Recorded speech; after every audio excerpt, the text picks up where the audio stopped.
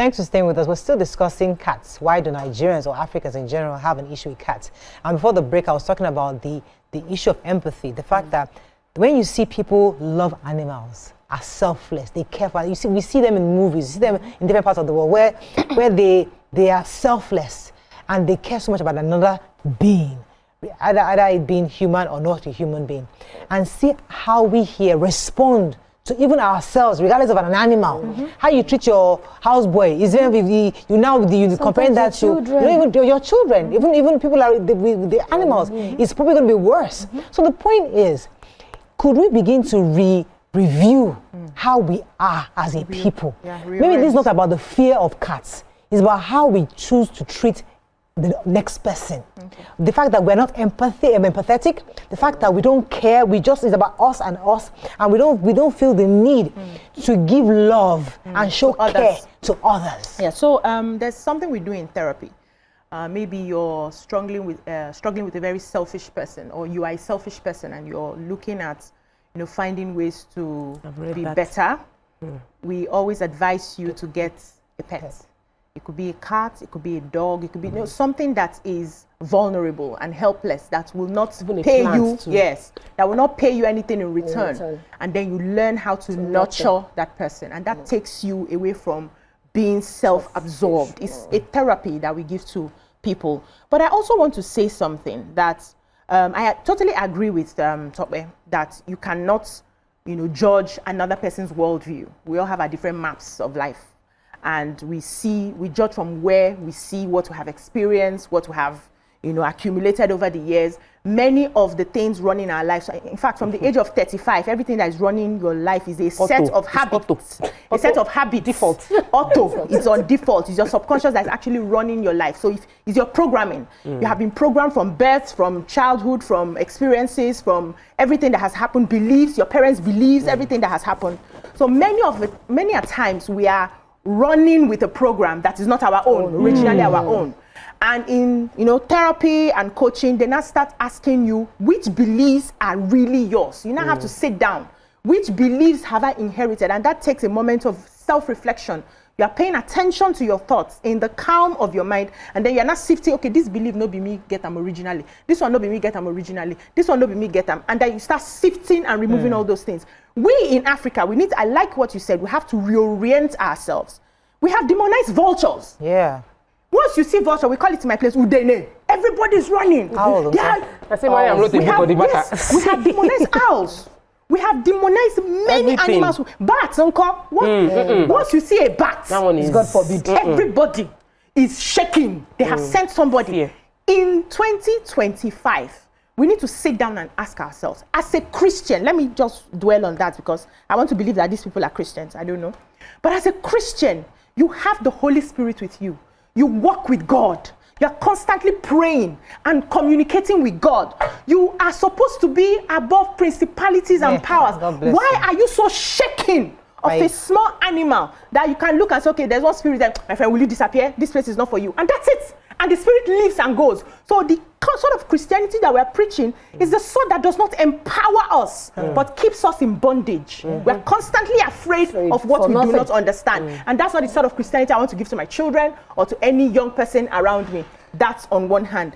All the human beings that have been wicked to us, because human beings are wicked. We have had people who have dealt with us, showed us shege. Have we thrown them away? Have we casted them out? No, we find a way to work with them because we understand that most of the time it's not even about the person, it's about the person's behavior. We find a way to separate it. But when it comes to cats, because you don't wear black for skin, where God give them, we demonize them. So we need to keep, and I understand that is your map of the world, is where you are, we extend grace to you, but brother or sister, try and be living there small. Please. So it's not a place to be. Dami, you want to come in? Well, I just think that naturally or generally, a person who has not gone to somebody else's father's farm, they will claim that his father's farm is the largest. It's the biggest. And we see things differently and we know things differently. True. Maybe, yes, some people from their family history, they could attest to the fact that, oh, we've had this and that about cats, and thereby passing it on to their children and the next generation. So yes, sometimes inherited fear might just help you or guide you as regards to avoid some certain things. But now again, I think our selflessness would not even let us help each other. I mean, our selfishness would not even let us help each other. Talk more of allowing us to help animals. Now, I remember the story of the ark, Noah's ark, and all animals were in pairs. Yeah. If I think that if God didn't want procreation of animals, it would have been male and male, female and female, because it wasn't going to happen.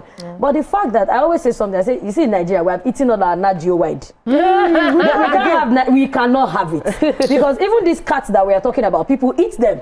I saw a video on Instagram which day, and the guy said, he has been catching cats, so that meat is now expensive. So any cat that's, and just in that video, one cat was walking by, and he said, that's my next target. And he was really serious about it, that it wasn't content. So yes, people even eat. We have to wrap up, my these darling. Animals. So sometimes generally it's just us. If we have seen some certain things, we will run into our shells to say, okay, if this is not for you, do not castigate the person that it is for. Just give an enabling environment. So let me cast my mom, because my mom is on this table.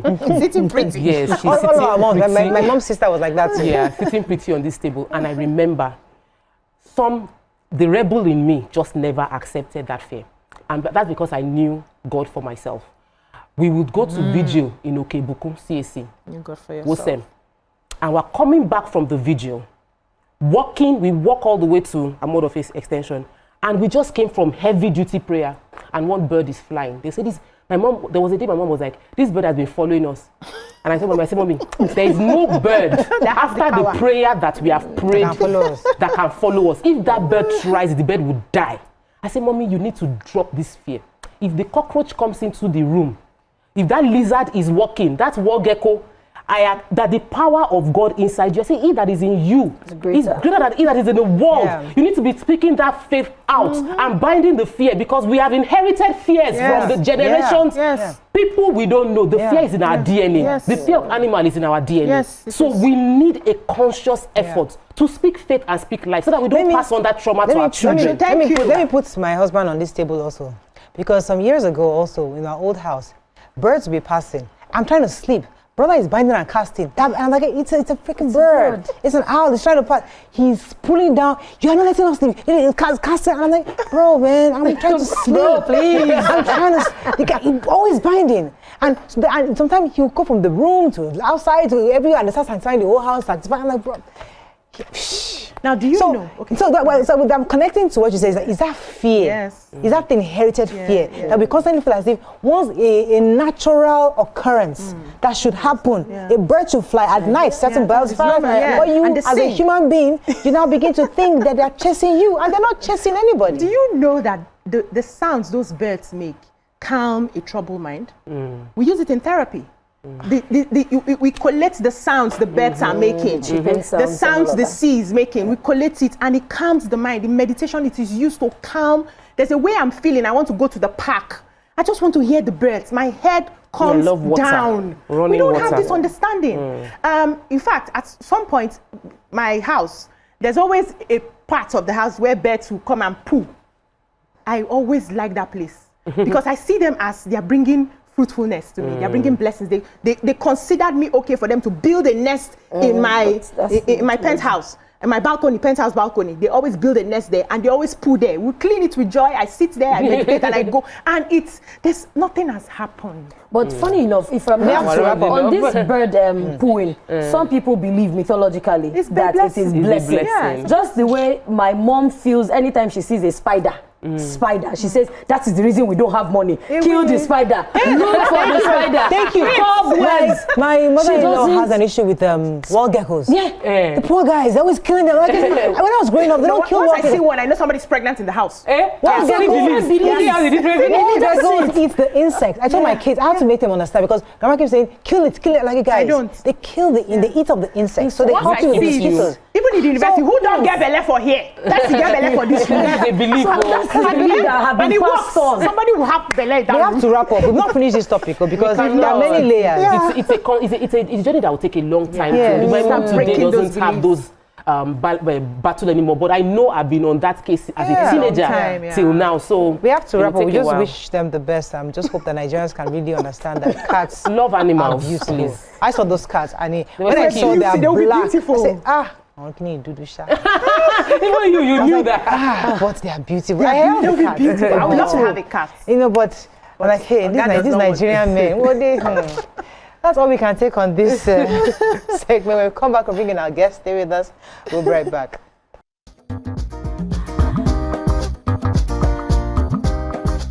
Stay tuned. Your View will be right back.